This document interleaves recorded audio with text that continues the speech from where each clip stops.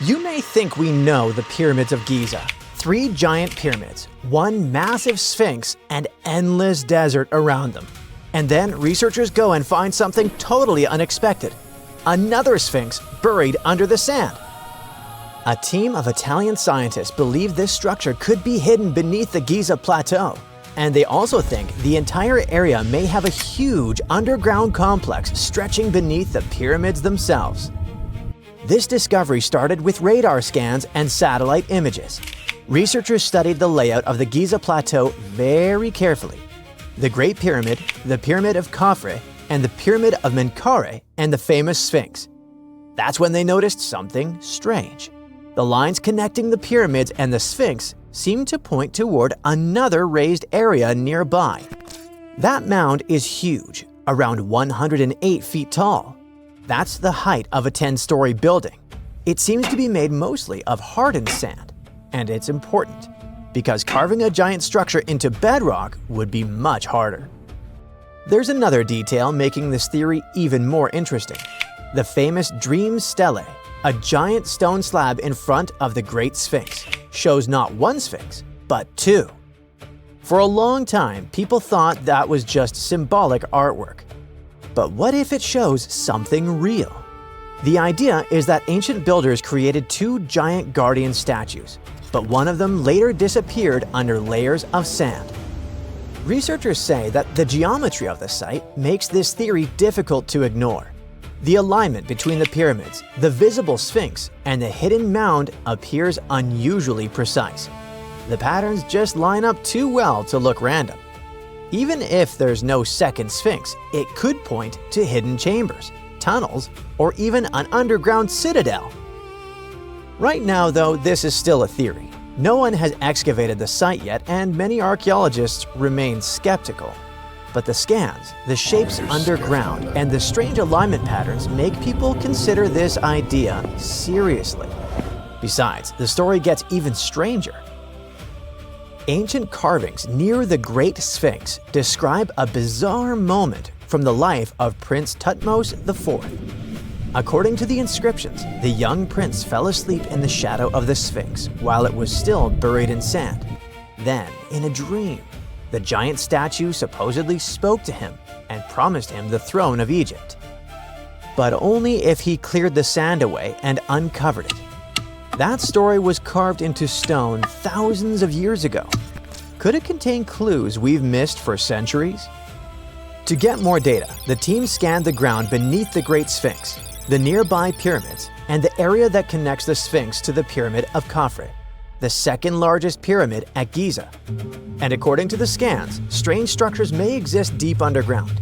Vertical shafts, long horizontal tunnels, and branching passageways. Researchers think that some of these formations connect into a massive underground network stretching below the pyramids and the Sphinx.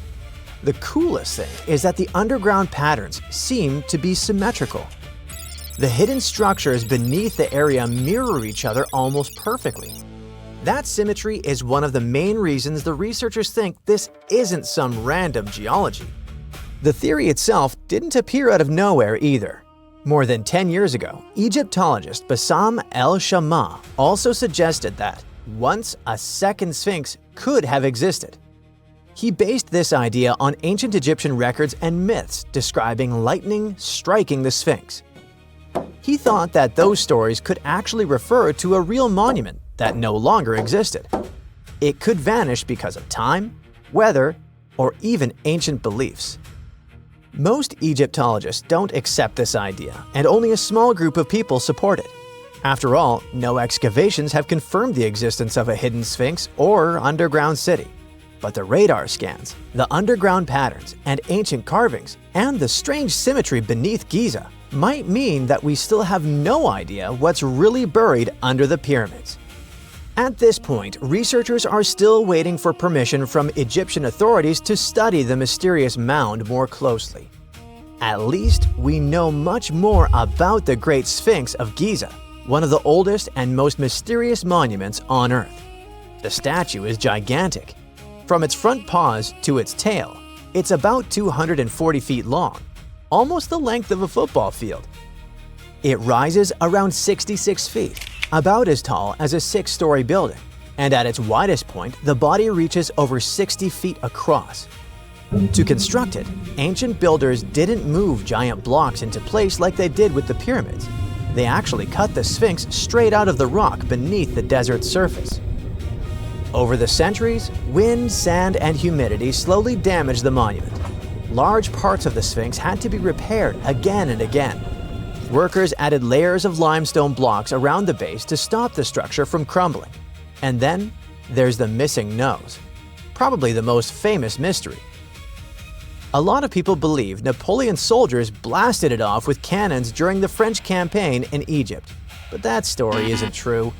Drawings from before Napoleon even arrived already show the Sphinx without its nose. Interestingly, researchers who studied the face found marks suggesting someone deliberately broke the nose off with the help of such tools as rods or chisels. But nobody knows exactly who did it or why. Now, most people call the statue the Sphinx, but technically, that's not even correct. The creature from Greek mythology had the body of a lion, the head of a woman, and wings. But the one in Egypt looks different. It has a lion's body, a human head, and no wings at all. So technically, it belongs to a totally different category. Even its name changed over time. Ancient Egyptians didn't originally call it the Great Sphinx. Thousands of years ago, people linked it to powerful deities connected to the sun and the horizon. Later civilizations gave it completely different names, so the monument kept changing identities with time. Nobody truly knows who built it. A lot of experts believe Pharaoh Khafre ordered its construction around 2500 BCE because his pyramid and temples are nearby. Plus, the face of the Sphinx looks similar to the statues of him. But there's a problem. No inscription directly says he built it, so other researchers think someone else created it. Plus, archaeologists have found something else that makes the story even stranger. Near the Sphinx, they've uncovered abandoned tools, stone blocks, and even unfinished meals left behind by workers. It looked like people suddenly stopped working and walked away in a hurry. The workers themselves weren't starving slaves like many people imagine. Excavations showed they ate high-quality meat, beef, sheep, and goat. That kind of food was expensive in ancient Egypt, so the workers were likely skilled laborers with an important status. The Sphinx also looked completely different back then. Today, it has this faded sandy color, but thousands of years ago, it may have been covered in bright paint. Researchers found traces of red on its face and hints of blue and yellow on its headdress. Sadly, even restoration works may cause damage. During repairs in the early 20th century, parts of the Sphinx's headdress broke off. Later restoration attempts used materials that actually harmed the soft limestone underneath. At one point, a huge chunk crashed off the statue's shoulder. The Sphinx also once had a beard. And today, pieces of that beard are kept in museums in London and Cairo. But even here, researchers argue. Some experts believe the beard belonged to the original statue. Others think people added it centuries later during restoration projects. Despite its terrifying appearance, the Egyptian version of the Sphinx was actually seen as a protector. The evil, dangerous version most people know comes mainly from Greek mythology. Ancient Egyptians viewed their Sphinx very differently. To them, it represented power, protection, and divine authority. There are countless doors all over the world that haven't been opened for decades, and even centuries. The question is why? It seems that nowadays you can open any door you want. The truth is that some doors were sealed for a grave reason. And so far, nobody has found out what treasures and mysteries they hide. Here are 4 doors that keep their secrets all too well. The Taj Mahal. First up, we've got the Taj Mahal in India, one of the most romantic places in the world. Shah Jahan commissioned it in 1631 and dedicated it to his 3rd wife, who he loved like crazy. They were married for 19 years and had a whopping 14 kids together. But unfortunately, she passed away while giving birth to their last baby. Shah Jahan was heartbroken and decided to build an epic tomb to remember her by. The construction took a whopping 20 years to finish. The building has quite an interesting layout. The design is super unusual with these four massive 130-foot tall minarets that stand on the corners of a huge platform. They're not just there for looks. Back in the 17th century, architects were having some serious issues with buildings collapsing under their own weight. So, the chief architect of the Taj Mahal made sure to place those minarets as far away from the tomb as possible. And he even tilted them in a way so that if they did fall, they wouldn't wreck the rest of the Taj Mahal. Talk about planning ahead. The Taj Mahal is hiding some crazy secrets. There are sealed rooms all over the place that nobody is allowed to enter. And if you check out photos of the building from the riverside, you can spot 2 basements. But guess what? They're sealed up too. Nobody knows what's inside or why they've been locked up since the time of Shah Jahan. Apparently, there's a good reason why those rooms are off limits. Some researchers think that they were built using marble, which turns into a different substance called calcium carbonate if it's exposed to carbon dioxide. And when that happens, little bits of marble start chipping off like crazy. To make matters worse, there's no air flowing into these rooms. That means that if too much CO2 builds up in the basement, the 4 minarets could collapse. But wait, there's more. Some people think that the body of Shah Jahan's wife can be found in one of these sealed-up rooms in pristine condition. Why not?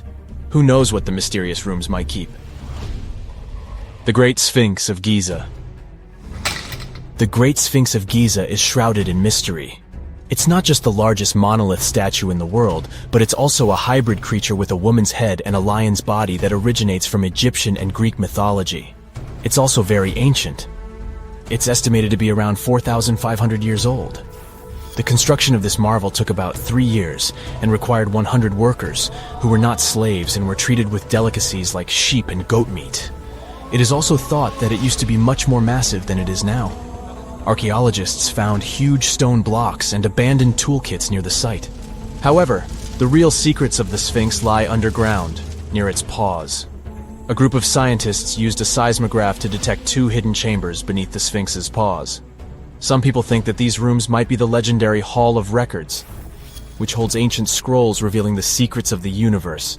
I mean, that's way cooler than any library I've ever been to.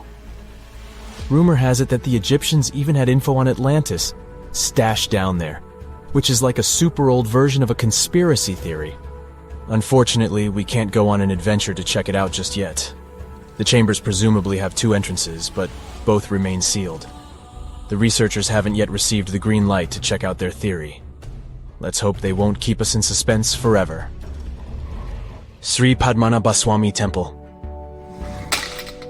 This temple is located in the beautiful state of Kerala in India. This temple is famous for more than just its breathtaking beauty. Underneath the temple there are 6 vaults, creatively named A, B, C, D, E, and F. The enormous iron doors to these chambers add to the mystery of what's behind them. A few years back, the authorities decided to open these vaults to the world, but it wasn't an easy task. You can't just open the doors and enter the vaults. It required a lot of work. It took them a while, but finally, in 2011, they opened 5 of the 6 chambers. And guess what they found? Tons of treasure. Bags of gold, precious gemstones, and priceless diamond jewelry. The estimated worth of everything found in the vaults is a whopping $1 trillion. It's like the temple was the real-life inspiration for Aladdin's Cave of Wonders. But wait, I said 5 of the 6. What happened to the last one? Vault B has remained closed, but not for lack of trying. They simply didn't manage to open it. There is even a belief that it's fatally cursed. Legend says that only a saint or sage can break the curse by chanting a specific mantra. But no one has been able to do this yet, presumably because we don't have saints or sages at our disposal. There is also rumor that in the 30s some temple invaders tried to enter Vault B to do some good old looting. But they never reached their target. Apparently terrible snakes materialized out of nowhere and chased the gang away. But of course, this is just an urban legend, and there is not proof of that. However, it is said that the Auditor General dealing with the temple claimed that Vault B had been opened at least 7 times since 1990, and nothing bad happened to anyone who entered. Who knows? Maybe we should send Indiana Jones to check it out. The First Emperor's Tomb. Deep under a hill, completely undisturbed and surrounded by dangerous traps, lies an ancient 2,000-year-old tomb. It belongs to Qin Shi Huang, the first emperor of China. He was born in the Qin state and became king when he was just a boy. But when he grew up and gained full power, he united the warring states ancient China was divided into by conquering them. After that, he created the Qin dynasty. When he died in 210 BCE, they buried him deep underground in a massive tomb. And when I say massive, I mean massive! Back in 1974, some farmers in Xi'an, China, stumbled upon something strange while digging a well, a huge terracotta soldier. This discovery led to an extensive archaeological dig that has continued for over 40 years, revealing a collection of thousands of clay soldiers. The unique thing about these soldiers is that each one has its own unique features, from hairstyles to facial expressions. It's believed that there could be up to 8,000 of these soldiers, but only 2,000 have been found so far. Interestingly, the central tomb, which is believed to be the resting place of the emperor, is still untouched. In ancient records, there are references to a vast underground city that the emperor built, complete with scenic towers, palaces, and whatnot. Sima Qian, a Han Dynasty historian, wrote that the tomb was adorned with treasures and had space for hundreds of officials, but the lack of technology to properly examine the site is what's holding things up. Qin Shi Huang was surrounded by liquid mercury in his tomb, with two of the streams representing the major rivers of China, Yellow River and Yangtze. The ancient Chinese believed that mercury could provide immortality, but it could have also caused the emperor's death since he regularly took mercury pills to prolong his life. The dangerous levels of mercury contamination in the soil near the tomb are the main reason why scientists are reluctant to explore it. It could be very dangerous both for people and for the environment. Now, if I had to choose which door to open, I'd probably go for the one that doesn't lead to a tomb surrounded by poisonous mercury. Call me crazy, but I'd like to avoid any potential health hazards. One of the most unexplored and mysterious places on Earth is located in plain sight. It's one of the most majestic monuments of humankind. The wonder of the ancient world hides a secret that scientists and archaeologists still can't solve. This is the Great Sphinx of Giza in Egypt. The huge sculpture of a lion with a human head was carved out of rock about 4,500 years ago. Scientists still don't know the exact date of its creation and are also unaware of who built it and what for. There are many assumptions and theories, but none of them has been confirmed. Most people have seen this majestic sculpture either in photographs or in reality, but almost no one knows what's hidden underneath it. The statue of the Sphinx was carved from a single piece of limestone. It was painted. The remains of color pigment on the surface prove this. In the distant past, the Sphinx looked much brighter and more colorful than what we see now. But even after thousands of years, its greatness hasn't diminished. And by the way, Sphinx is not the real name. It was invented by the Greeks about 100 years or more after its creation. Initially, the Egyptians called the statue Hor-em-Akhet. There are many legends and theories saying the Sphinx is there for a reason. It's like a watchdog that guards the tomb of the pharaoh and the secrets of ancient Egypt. These legends become more plausible when archaeologists discovered hidden entrances at the feet of the Sphinx. They believe that these secret passages are the beginning of the tunnels leading to the halls with treasures. You can find a lot of stories on the internet that claim the Sphinx hides the Hall of Records, a repository filled with ancient and secret knowledge. One of the main artifacts of this repository is supposed to be the records of the ancient mythical state of Atlantis. According to legends, the entire library from this city was moved under the Sphinx. The entrance to this library must be located next to the Sphinx's right paw. Many archaeologists tried to find this entrance, but came away empty-handed. Also, there are many images with detailed diagrams of the underground city that consists of a network of tunnels and chambers under the Sphinx. Someone says there are structures as tall as 12-story buildings hiding underground, but there's no evidence of this. Archaeologists, even after millennia, continue to explore the mysterious sculpture. At the same time, many Egyptians don't want to learn more about the Sphinx. They're terrified of awakening something supernatural.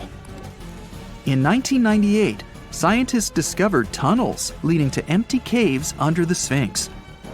They found evidence of earlier excavations there.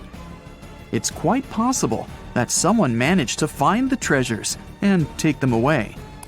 Some people believe Egyptians found some kind of artifact under the Sphinx that has the power of unknown advanced technologies. The artifact is so powerful that it can change the course of history. Of course, most theories are just fairy tales of conspiracy fans, but it's a confirmed fact that the Sphinx hides a system of caves and rooms. There are so many rumors surrounding the Sphinx that it's impossible to understand what's true and what's false. In any case, it's difficult and dangerous to study the sculpture because active excavations can destroy it. And then the entrance to the underground rooms can get blocked by rocks and lost forever. Also, further exploration requires a lot of money, and financing is not always easy to find. But the main reason? It's too risky. There's no guarantee that people will be able to get out of the underground labyrinths. For these reasons, scientists and archaeologists have been exploring this majestic structure for so long. Another famous architectural monument with a secret is Mount Rushmore in South Dakota. Everyone admires the images of the US presidents' faces carved into the rock, but few people know that there's a secret room hidden behind the head of Abraham Lincoln. The architect of Mount Rushmore wanted to carve slabs on the rock with the record of the main stages of the country's history. But his plan was too complicated to carry out. Then he was offered to implement it on a much smaller scale, to build a secret room inside the mountain. The idea was to save this knowledge so that future generations will always remember the history of their country. Unfortunately, the architect didn't have time to finish his work. The construction stopped for several decades. But in the late 90s, the project was resumed. Porcelain enamel panels depicting the history of the US were placed in the room. It's possible that these plates will be stored there forever. But people can't see them, at least for now. The room is inaccessible to tourists as it's too difficult to get inside. Another secret room is located in the Empire State Building. More precisely, it's not even a room, but a place where you can take cool photos. Almost all tourists gather on the observation deck of the 86th floor to enjoy a stunning view of Manhattan. But there's another deck with panoramic windows on the 102nd floor. There are way fewer people there because almost no one knows about that place. Fortunately, access to this deck is open to everyone. You probably won't have to wait in line for a long time to take a photo. You'll feel special because you're in such a secret place where there are almost no people. But the coolest place is even higher, on the 103rd floor. This is a spacious observation deck where celebrities get their photographs taken. It's not a public place, but if you know the right people, you can get there. There are almost no security measures on the site. Only a low ledge between you and an abyss. That's why crowds of people are forbidden from coming here. It's not so easy to get there, and you're unlikely to succeed without a guide. First, you need to choose the right elevator that will take you there. Then you'll go through several engineering rooms filled with pipes, electrical panels, and other technical stuff. The final part of your way is a set of stairs inside a tiny corridor. And here you are, at the top of New York. Now we're in Paris. See the Eiffel Tower? Inside it, there are restaurants and observation decks. But if you try hard, you can find a secret apartment. Now it's a museum, but it was built so that people could live in it. The architect of the tower, Gustav Eiffel, created this apartment in 1889 for himself. It's almost at the very top of the Eiffel Tower. Imagine what a beautiful view he observed every day. He was the first and only tenant. No one else could gain access to this place. When the architect passed away, the apartment remained empty for a long time. Only recently, they restored it and turned it into a museum. Inside, the epoch of the last century is recreated. They even put wax figures of Gustav Eiffel, his daughter, and the American inventor Thomas Edison inside the room. This place is filled with an endless stream of passengers, office workers running late, visitors from other cities, noise, and train whistles. At Grand Central Station in New York, among all these sounds, you can hear the sound of a ball hitting a racket, if you're in the right place. A real tennis court is hidden inside New York Central Station. It belongs to a tennis club that arranges corporate games for employees of many companies. The club was opened in the 60s. Now we're moving to London, Charing Cross Road. It isn't easy to find one secret place here. To do this, you need to look carefully at your feet. Do you see these sewer grates in the asphalt? Inside them, you can notice two signs with the name Little Compton Street. Yeah, there's another street right below you. It disappeared from all maps at the end of the 19th century. Charing Cross Road was built over it. The identification signs that you see are part of old engineering tunnels. There's another interesting place in London. It's located in the southeast corner of Trafalgar Square. At first glance, it looks like a thick lamppost, but there are too many tourists walking around. You come closer and realize that one person can easily fit inside the post. The lamppost belongs not to an electrician, but to a police officer. Yeah, this is the smallest police station in the world. It was built in the 1930s and used as a watch post. Officers had to sit there one by one and watch Trafalgar Square. That always attracted a lot of pickpockets and all kinds of other criminals. For over 3,000 years, no one knew this place even existed. And then, out of nowhere, archaeologists digging near Alexandria uncovered something absolutely shocking: a forgotten Egyptian city. This place is buried under Greek ruins, hiding secrets that could rewrite the history of pharaohs and their armies. And one of the artifacts, which looks like a simple wine jug, changed everything. We thought that we already placed all the important parts on the map of ancient Egypt: pyramids, Thebes, Luxor, Alexandria. But nope, the map just got an update. The new city was a big deal, and it's about 3,400 years old. It's just been discovered at the site called Kom el Nugus. This place is located west of Alexandria and tucked between the Mediterranean and a saltwater lake called Lake Mariut. This discovery raised a few eyebrows. Scientists thought that this place used to be empty and that it was only settled by the Greeks in about 332 BCE. But it turns out that people lived in Kom el Nugus way before that.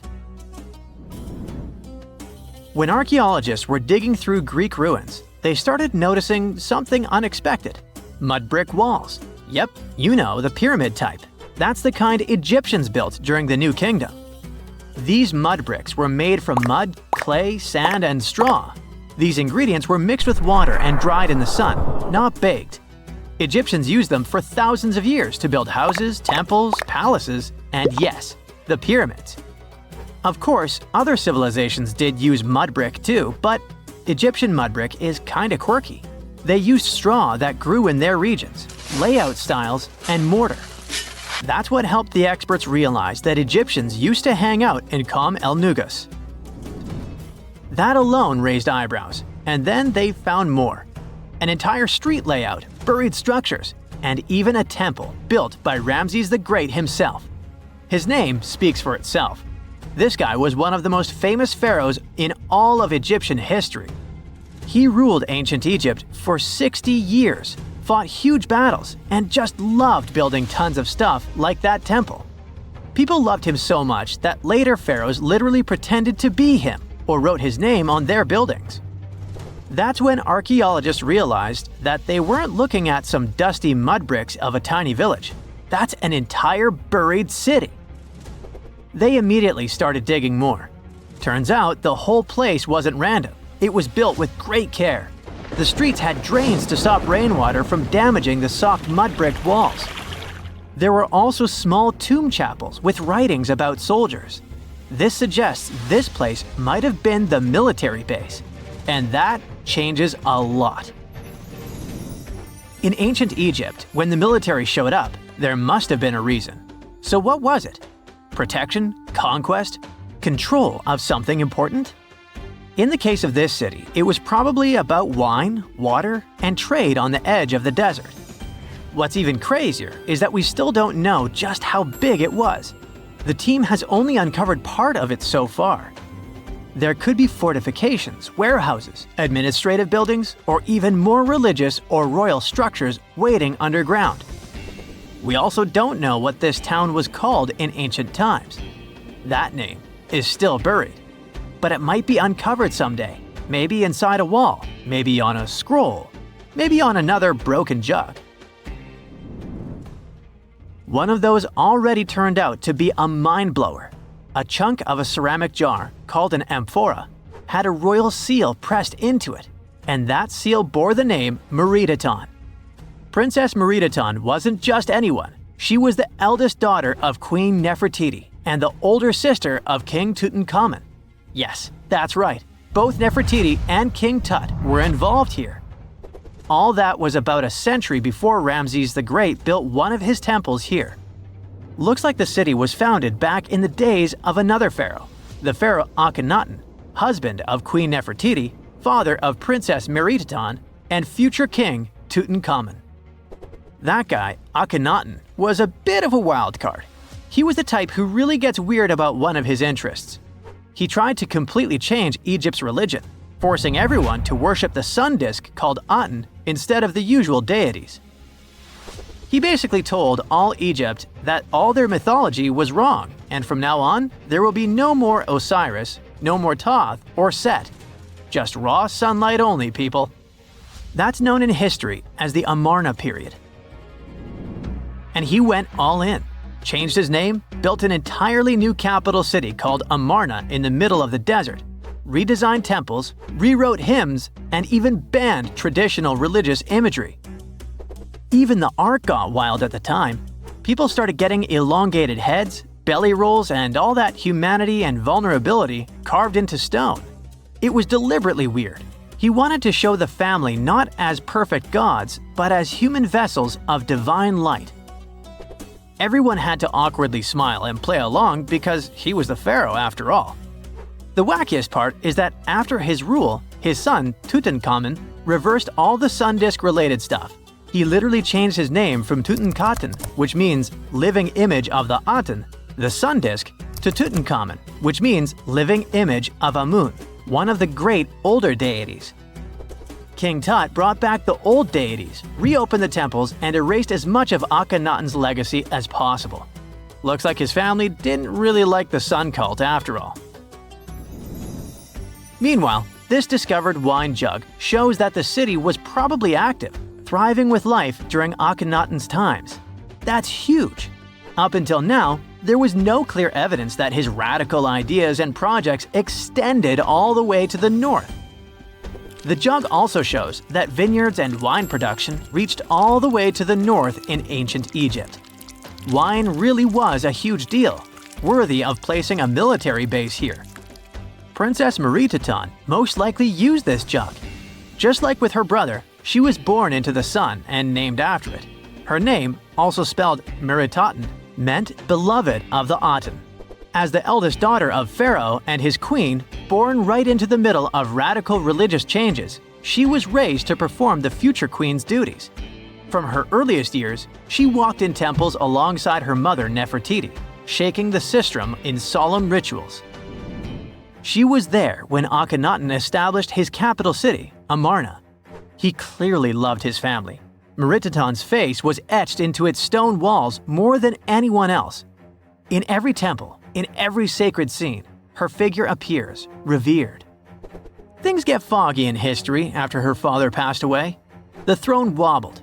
King Tut was very young, only 9 years old when he had to take new duties. Meritaton seemed to have been a brief step between her father and her younger brother. She married someone called Smenkhkare. History isn't even sure who that mysterious man was. Could have been a puppet, a phantom king in a crumbling dynasty. May have even been her brother. Whatever the truth was, these two took power and ruled together for a while. Meredaton got the title of the Great Royal Wife, a title of immense power. But Smenkhkare was a very short-lived ruler. He passed away just in about a year.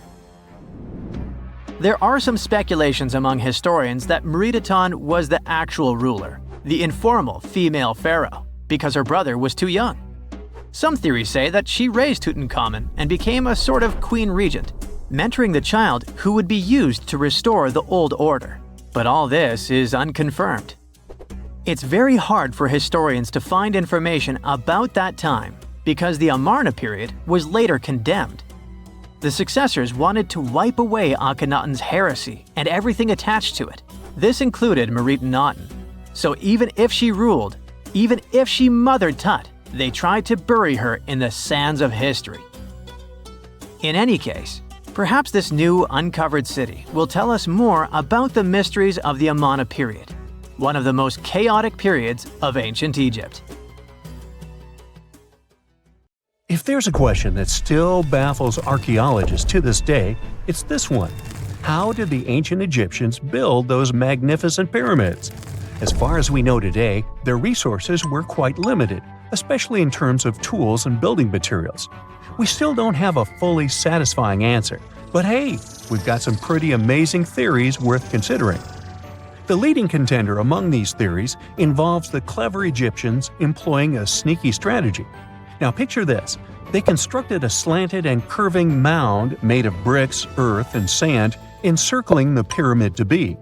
As the pyramid grew taller and taller, they simply increased the height and length of this wacky structure. It's like they were playing an ancient game of Jenga. Now, how did they get those massive stone blocks up there? Well, according to the legendary ancient Greek historian Herodotus, they used sleds, rollers, and levers. It sounds like they turned construction into a supersized game of tug-of-war. And guess what? Herodotus also claimed that the Great Pyramid, the one from Giza, the granddaddy of them all, took a whopping 20 years to build. There's more. Herodotus also dropped a mind-boggling number on us. 100,000 men were supposedly involved in this pyramid extravaganza. Did they hire the entire Egyptian population? Well, it might not be as far-fetched as it sounds. These men were probably mostly farmers, so they probably focused on the pyramids when there wasn't much work to be done in the fields. Like during the flood season of the Nile River. Obviously, specialists in the archaeological community had something to add to this theory. By the late 20th century, they discovered some evidence that suggests the workforce might have been smaller and more permanent than previously thought. Instead of a massive army of 100,000 pyramid builders, they proposed that a modest crew of around 20,000 workers, accompanied by support personnel like bakers, physicians, and even spiritual leaders, could have gotten the job done. There was also this theory that claimed that the pyramids were actually built from the top downward.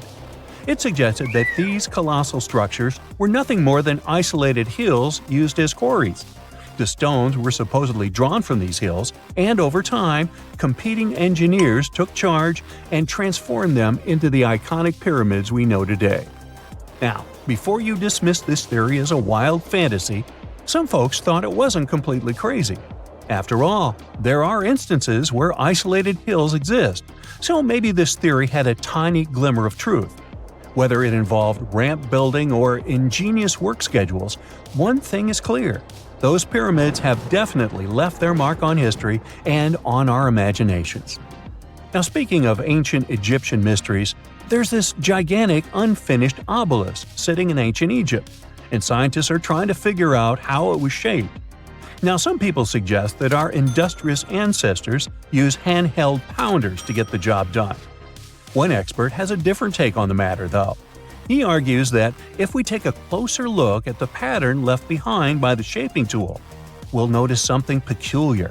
The walls of the trenches surrounding the obelisk display a neat and even pattern, which is pretty unlikely if they were pounded away by mere mortal hands.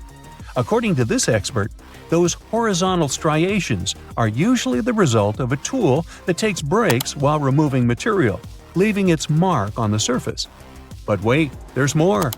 Imagine the tool being rocked back and forth against the trench walls, clearing away the waste to keep the trench from narrowing. Well, in that case, the tool might have left some funky horizontal striations where it was pressed against the sidewall. This sounds like some fancy technology at play, don't you think? And guess what? The dynastic Egyptians probably didn't have access to that kind of know-how. Another famous Egyptologist from way back also uncovered a bunch of core drills during his adventures. Although the actual drill bits are missing, his collection houses these particular core remnants made of limestone, alabaster, and even granite. These constructions aren't the only amazing thing the ancient Egyptians left behind, though. As it turns out, the Egyptians were the genius minds behind the creation of the handheld mirror. Yeah, that little mirror you use every day to check yourself out. But here's the twist. These mirrors are like pieces of art. They were decorated with inscriptions and figures. But that's not all. The Egyptians had a serious concern with their appearance. They knew the importance of personal hygiene and looking fabulous. So, in their quest for pearly whites, they invented toothbrushes and toothpaste. Dental problems were pretty common back then, and their smiles weren't exactly all white. Dentistry wasn't their strongest suit, you see. Maybe their minds were distracted by all that pyramid building. So that doesn't mean those ancient toothpaste recipes weren't amazing. One delightful concoction included rock salt, mint, dried iris petals, and pepper. Some brave dentists in the 21st century tried it out, and it worked pretty well. Ground-up ash was also used in another recipe to create a tooth cleansing paste. Mint was missing, so that didn't do much for their breath. That's when the genius Egyptians came up with the world's first breath mints. They made tablets from heated spices like cinnamon, and they mixed it with honey. Now, let's shift gears to home decor, Egyptian style. They surely took ornamentation to the next level. While the concept of decorating furniture started in Mesopotamia, the Egyptians cranked it up a notch. They went all out with different colors of ink and even developed various weights of paper. Oh, and let's not forget about those cute little area rugs we all have in our homes today. Guess who came up with the idea? Yep, the Egyptians. They used the versatile papyrus plant to make those cozy rugs. And speaking of trends, the Egyptians loved their knickknacks. They had an assortment of small figurines in the shapes of cats, dogs, and people. These statues were made from various materials, like simple sun-dried mud to the ultimate bling of gold. It all depended on how loaded you were. The Egyptians were also all about farming, and they knew that clean water was crucial for their crops and animals. That's why they came up with some nifty inventions and techniques to make sure their land was fertile and their plants were happy. First off, they had the genius idea of using ox-drawn plows. They had two types of plows, heavy and light. The heavy plow would strut its stuff, cutting deep furrows in the soil, while the lighter plow followed behind, fluffing up the earth. But they didn't stop there. After plowing, the Egyptians would break up clumps of soil and sow the rows with seeds. To give those seeds a good old squish into the furrows, they'd march their livestock across the field, effectively closing up the furrows. But hey, all that hard work would be pointless if their seeds were as dry as the Sahara. That's where irrigation comes into play. The Egyptians were so good at it that other cultures, like the Greeks and Romans, couldn't help but copy their techniques. Now let's switch gears and talk about the marvelous architecture of ancient Egypt. These folks weren't just skilled farmers, they were also architectural maestros. They built these fancy canals to carry water to farms and villages, and boy, did they know how to make those canals look pretty. Just imagine strolling along a canal lined with ornate structures. The pharaoh Ramesses the Great was quite the overachiever when it came to construction. One of his mind-blowing creations was the construction located at Abu Simbel. This building was designed so that twice a year, the sun would shine directly into it and illuminate the statues of Ramesses. And let's not forget about the corbelled arch. Without this architectural gem, we'd be missing out on some mind-boggling structures like the Great Pyramid. The Egyptians knew how to make things stand tall and proud, thanks to their engineering and construction wizardry. They built grand halls and inner sanctums that make your jaw drop, and some of these temples doubled as astronomical observatories. Most people know that pyramids were built as grand tombs for the pharaohs, designed to ensure they had a smooth journey to the afterlife. The Great Pyramid of Giza, for instance, was constructed for the pharaoh Khufu. But what most people don't know is that this whole pyramid building trend started right here with the step pyramid of Djoser about 4,700 years ago. This massive structure was built for Pharaoh Djoser, a ruler from Egypt's 3rd dynasty. It rises 7 layers high above the ground and stands about 200 feet tall. We think of it today as a phenomenal architectural project, but for ancient Egyptians, the step pyramid of Djoser turned out to be more like a massive experiment, a trial run, if you will, to perfect their building skills before they moved on to even more ambitious pyramids. Reaching new heights is super exciting, but the real mystery is what is going on below the ground. In this pyramid's underground labyrinth, there is a network of tunnels stretching about 3.5 miles long, and some researchers believe these tunnels might have been part of a sophisticated water system that could completely change what we think about pyramid construction. Let's talk about this massive complex located in Saqqara. Surrounding the pyramid, there's what's known as a dry moat, a continuous trench that is up to 164 feet wide and almost 2 miles long. It forms a sort of rectangular shape around the pyramid. This trench has an average depth of about 65 feet. Now, if you were to add up all the earth and rock they dug out to create this moat, it would be about 10 times the volume of the step pyramid itself. For the longest time, people just assumed this trench was nothing more than a huge quarry, a place where they dug up stone and clay to build the step pyramid. Makes sense, right? But when you take a closer look, it doesn't add up. The trench is too narrow and deep to be practical for mining, and its layout doesn't match anything we know about ancient Egyptian quarrying methods. Plus, some sections of the trench are actually covered with a rocky ceiling, which would have made it nearly impossible to use as a quarry. Another theory suggests that the dry moat had some kind of spiritual significance. Maybe it was a sacred place, where souls of nobles gathered to serve the late king in the afterlife. There are even niches in the walls that work as a hint at this spiritual function. But most researchers believe that this purpose likely developed much later, long after the complex was built for Djoser. So, what was the moat really designed for? In 2020, a researcher came up with a pretty intriguing idea. It is possible that this trench was actually designed to collect and manage water, especially after heavy rainfalls. Now, that makes sense when you consider the location. The moat sits in an area that could easily have been flooded by runoff water from nearby plains. This could also explain why the trench wasn't used for new graves until much later when the climate became drier and less prone to flooding. The story becomes even more intriguing, as this trench appears to be part of a larger, more complex hydraulic system within the Djoser complex. It is like the trench has several compartments, carefully carved out of the rock and connected by tunnels. These compartments likely served as a part of a water treatment system, where water would flow from one compartment to the next, getting cleaner as it moved along. Now, here is where things start to tie into the pyramid itself.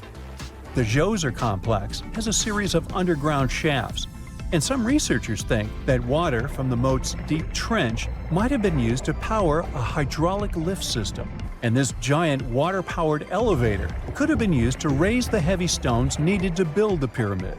It worked like a volcano, but instead of lava, water did the heavy lifting. Imagine a big deep hole in the ground at the center of the pyramid site. Inside this hole, there was a huge wooden platform, kind of like a giant raft that could move up and down. When the workers wanted to lift a heavy stone, they would fill the hole with water. As the water rose, the wooden platform started to float up, carrying the stone with it, almost like a giant water-powered elevator.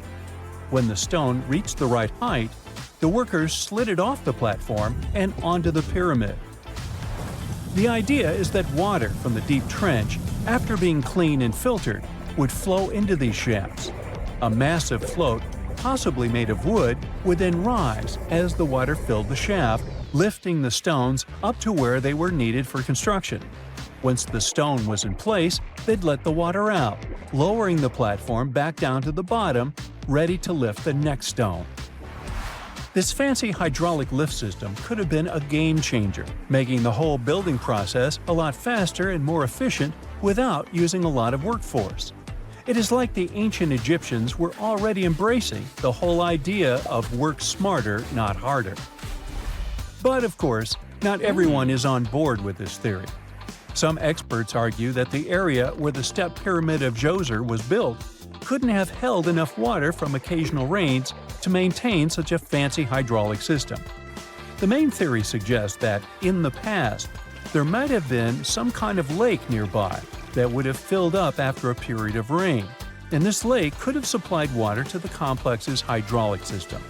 But there is no mention of such a lake in any ancient Egyptian writings, so it might be more of a what-if situation than a reality. And then there's the issue of the hard work itself. Remember when I said this method could have allowed the ancient builders to raise stones with far less effort? Well, that might not be entirely true. According to some experts, just building this hydraulic device would have required a lot more heavy work than simply moving the stone blocks using good old-fashioned manpower.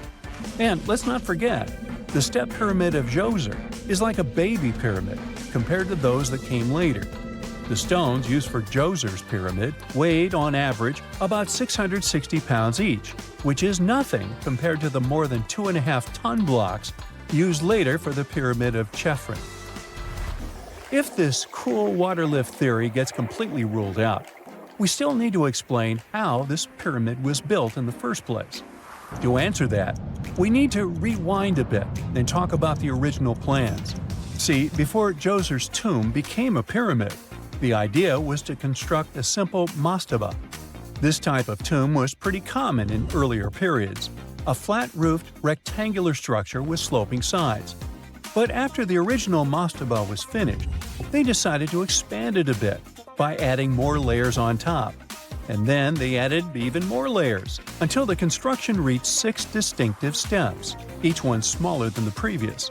And they probably did all this by raising those heavy stones using ramps, not a water-powered elevator.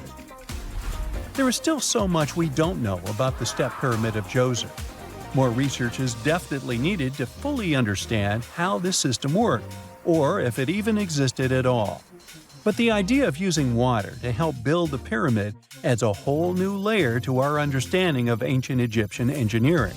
It's a powerful reminder of just how clever and resourceful those builders were, using the natural landscape and the power of water to create one of the most iconic monuments in history. Secant, cosine, tangent, sine, 3.14159. Yeah, that was the cheer we heard coming from the trigonometry club back in the day. For the rest of us in math class, terms such as sine, tangent, and pi were just bewildering. Who invented these and why? Was their only purpose to make it harder for students? Well, not quite. Trigonometry was invented by the ancient Egyptians. They needed this knowledge to construct pyramids, and they did a pretty good job too. The Great Pyramid in Giza still stands today, some 4,500 years after it was built. No recalls either. So let's get out of that classroom and on a journey through time to reveal the secrets behind the ancient Egyptians' precision. Here you are, standing on the Great Pyramid's construction site, some 9 miles from Cairo. Well, the city still isn't there, as you're surrounded only by the desert and teams of construction workers. They're transporting large stone blocks weighing 2.5 tons each. They're inside a wooden sled that sits on large rollers. A crew of 8 men rolls these blocks along the ground. You immediately think of the rollers on a supermarket cash register. The principle is exactly the same, but the scale is greater, much greater. Scientists estimate that the Egyptians used 2.3 million such blocks in the Great Pyramid alone. And the block in front of you is one of the lighter ones. The heaviest of them weighed up to 15 tons. But Where did all these blocks come from? Most of them originated from quarries around Giza. It's not that impressive, you think, but wait until you hear how ancient engineers transported the granite used in construction over 500 miles to the pyramid. There were no railways or highways back then, but the mighty Nile was always there. Researchers even believe that the Egyptians dug a canal to connect the Nile directly to the pyramid's construction site. All they had to do then was to wait for the flood season to begin, and voila! The rising water levels floated the heavy stone blocks for them. But how did they lift the enormous stones on dry land to stack them up to the top? Did they use oversized cranes? Well, ancient Egyptians worked around this problem, literally speaking. One of the workers is now pointing to the giant ramp going around the pyramid they're building. This is how a mountain road zigzags its way to the top. If the ramp went directly to the top of the pyramid, then workers couldn't pull the stone blocks along it. It would be too steep. Scientists have calculated that 8% could be the maximum incline. So ancient Egyptians just extended the ramp around the pyramid. Again, these are all theories, as the ramp could have been inside the pyramid, as some researchers suggest. The exact building method is still a mystery, guarded by the Sphinx. That's its real name, right? Wrong. As the Great Sphinx is just the statue's alias. You know, the name writers take when they want to hide their true identity, or a singer's stage name. The Sphinx's real name, translated from Egyptian, means Horus in the horizon. That was the name for the Egyptian deity of the sky. The trail of mystery doesn't end there. As a man walks past you with a bucket of paint, he's going to add a touch of color to the Great Sphinx. Researchers found specks of this red color next to its ear. That was some strong paint, as it survived for thousands of years. You are now standing straight in front of the Sphinx. You look up. It's very tall, right? 66 feet to be precise. Now resist the urge to take a selfie. You can do it. Now you notice something else. It looks like the Sphinx is in the center of a giant triangle in the back. That's one side of the Great Pyramid. And no, your eyes are not playing tricks on you. The Sphinx really does sit in the center of the pyramid's lateral face. Here's where math comes in handy. A pyramid has 4 sides, called lateral faces. There's also a 5th face, the base, but that's not visible. It's, wait for it, face down. The Sphinx has one last mystery to reveal: its age. Scientists agree that Pharaoh Khafre built the Sphinx. He ruled after his father, who had built a great pyramid nearby. So both structures were finished around the same time. Let's talk about numbers again. You've heard of Cleopatra, the Egyptian princess described as a woman of great beauty. Hello? She saw the pyramids, but she lived closer to the time of the first iPhone than the time of the people who built the pyramids. Fascinating, right? You can see thousands of people around you. They're working hard to build the pharaoh's tomb. But how many of them are there exactly? One Greek philosopher estimated there were as many as 100,000 workers. Seems like an okay number for such an enormous structure, but it can't be true. Science simply can't back up this number. Egyptologists put the total number of workers at 30,000. And yes, Indiana Jones was one of them, at least on the big screen, but he showed up late. Egyptologists know a lot about the pyramids, but not everything. Not because they don't want to, but because they haven't yet dug up enough evidence. They can only guess how the building process went. First, engineers would arrive to choose the right spot and do the necessary measurements. That's why they needed all that complicated math. Then, it's time for sourcing the material, the large stone blocks I mentioned earlier. When boats deliver them to the site of the future pyramid, workers can finally do their thing. They operated in smaller groups, but there were at least 2,000 of them chiseling and carving away at any given time. Sounds like a typical construction site today? Well, that's because it is, just thousands of years ago.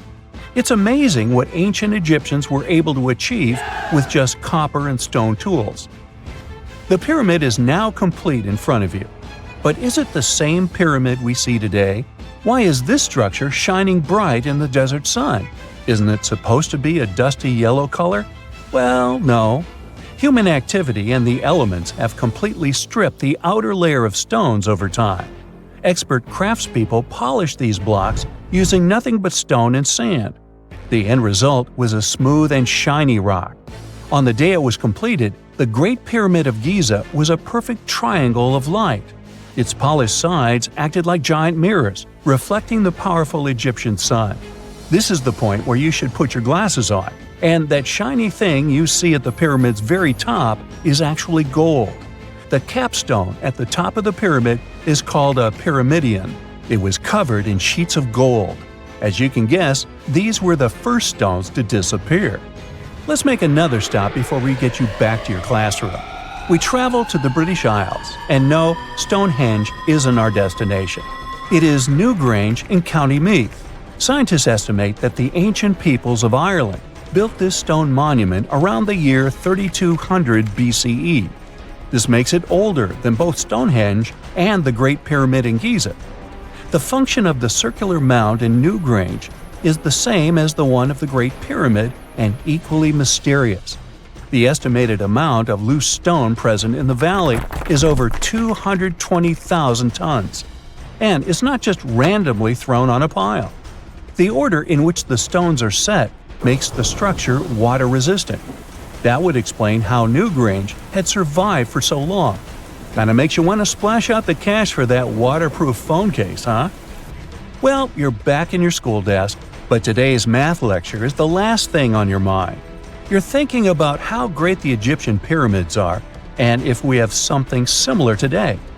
It turns out modern engineers are just as impressed with the Great Pyramid as you are.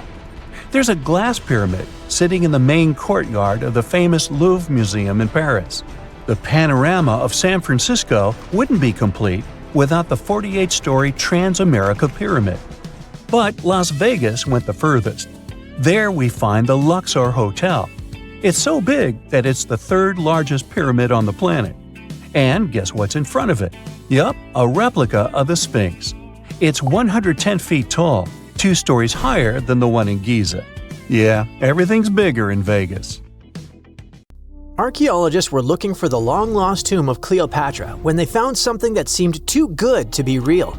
Roughly 43 feet underground beneath a ruined Egyptian temple, there was a perfectly straight tunnel, carved through solid sandstone. The tunnel is over 4,200 feet long, and so precise that experts called it a geometric miracle.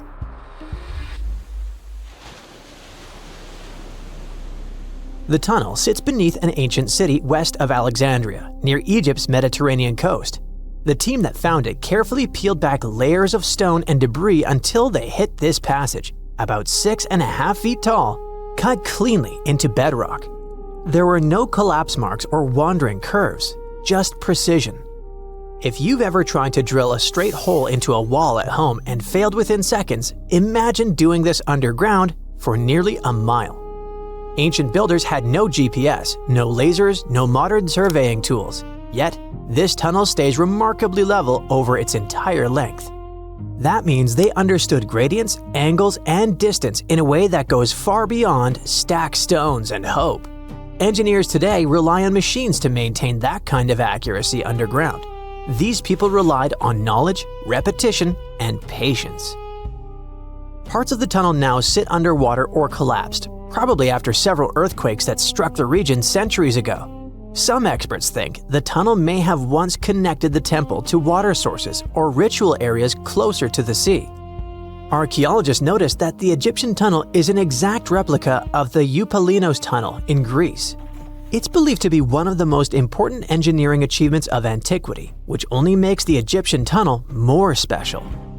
Underground passages in ancient Greece linked temples to sacred springs. Back in ancient times, people moved through space in specific ways, underground and above, to reenact myths and journeys of gods. A tunnel like this could represent a path to the underworld, rebirth, or divine transition. Nobody would invest this much effort in construction just for decoration. Plus, in earlier digs at the site, archaeologists pulled up all kinds of artifacts, including coins with the names and faces of Cleopatra VII and Alexander the Great. They also found figurines, statues of deities, a mummy with a gold tongue, and even an entire cemetery packed with Greco-Roman style mummies. The perfect geometric tunnel isn't an isolated flex. Not far away, underwater archaeologists off the coast of Alexandria uncovered something that sounds like it belongs in a royal travel documentary. A 2,000-year-old pleasure boat that once glided along the Nile. And this wasn't just another fishing vessel or cargo barge. It likely stretched over 115 feet long and 23 feet wide, and had a decorated cabin, plus around 20 rowers, which turned the river into a moving palace. This isn't speculation pulled out of thin air. An ancient Greek geographer named Strabo wrote about these exact boats around the 1st century BCE. He described lavish vessels used by royalty during festivals and ceremonial outings in Alexandria. For years, historians treated that as a poetic exaggeration. Then, this wreck surfaced, and suddenly, Strabo sounded less like a storyteller and more like a witness. Even ancient art backs it up. The Palestrina mosaic from Italy shows richly decorated boats floating down the Nile. They match both the texts and the physical evidence almost perfectly. Inside the wreck, archaeologists found something small but incredibly human. Graffiti scratched into the wood in Greek. Just writing left behind by someone who stood on that deck 2,000 years ago. Researchers haven't fully decoded the text yet, but its existence alone matters. It tells us this wasn't just a floating symbol of power. People lived on it. It was sort of like a modern luxurious yacht, and the Nile was like a highway. All types of vessels with passengers were moving back and forth, visiting friends, carrying their goods for trade, doing business, and, of course, going on pleasure cruises. The location of the pleasure boat makes the story even better. The boat sat near the temple of Isis on Antirodos, an island that once hosted royal and religious buildings before earthquakes and rising seas erased it from the surface. That temple collapsed around 50 CE, and researchers believe the boat may have sunk during the same disaster. Another recent find that has to do with life on the Nile is the lower part of the massive worship complex about 10 miles southwest of Cairo. It connects directly to an upper temple dedicated to Ra, the Egyptian deity of the sun. The newly excavated part is a 4,500-year-old valley temple. The upper temple sits on higher ground, and archaeologists excavated it years ago. The valley temple is closer to the Nile, and it's connected to the upper part by a causeway. A German Egyptologist actually started excavating part of the temple back in 1901, but the groundwater sat much higher then, and he had to stop. Now, the groundwater level is lower, and a modern team has managed to excavate about half of the valley temple since 2024. Once they got in, archaeologists uncovered the remains of a columned entrance portico. Then they found blocks carved with a calendar of religious events, almost like an ancient public schedule. The text includes feasts for Sokar, a falcon-headed deity linked to Memphis, which was a major capital during the Old Kingdom, plus the festival of Min, a fertility deity, and even the procession of Ra. The calendar blocks all showed up around the entrance portico area, which most definitely means that the outside facade of the temple displayed this long feast calendar publicly. That's why archaeologists think this might be one of the earliest examples of a true public calendar ever found. A literal event list for an entire community, built into the architecture. On top of that, the team found dozens of decorated blocks covered in inscriptions that named a pharaoh who ruled around 2420 to 2389 BCE and had the temple built. This temple shows how people moved through ancient Egypt. Because the upper temple handled the main worship, but the valley temple made the whole place accessible. It acted like the landing area for boats coming in, either directly from the Nile or more likely from one of its side channels. So instead of hiking across desert terrain, visitors could arrive by water, step onto the temple's landing stage, enter through the valley temple, then head up the causeway ramp toward the upper temple on the hill. After about a century of use, researchers found that the valley temple had been repurposed into a residential area. And the best part is, what they found from that era: 2 wooden pieces used for playing Senet, an ancient board game. Senet shows up at other Egyptian sites too, including King Tutankhamun's tomb, but nobody fully agrees on the rules today. Some discoveries in Egypt create new mysteries instead of solving the old ones. Earlier in 2025, archaeologists announced the discovery of the first pharaoh's burial found in or near the Valley of Kings since King Tut's tomb in 1922. The newly found tomb of Thutmose II flooded almost immediately after burial. Ancient officials rushed in, removed the mummy and most of the grave goods, and hid them somewhere else. The weirdest part is that an alabaster ointment jar inside the tomb links the burial directly to Hatshepsut, Thutmose II's wife and half-sister. The inscription basically says she made this monument for him, which proves she arranged his burial. But it still doesn't explain why she placed him here and later chose the Valley of the Kings for herself. Now, archaeologists are studying a huge mound of rubble near the tomb, about 75 feet tall, and suspect it was built to hide something important. If a second tomb sits underneath, it could be complete and undisturbed. So, the deeper the archaeologists dig, the more ancient Egypt stops feeling like a gone civilization and starts feeling like a paused one. Looks like it didn't just survive time, it outsmarted it. And we're only just beginning to catch up.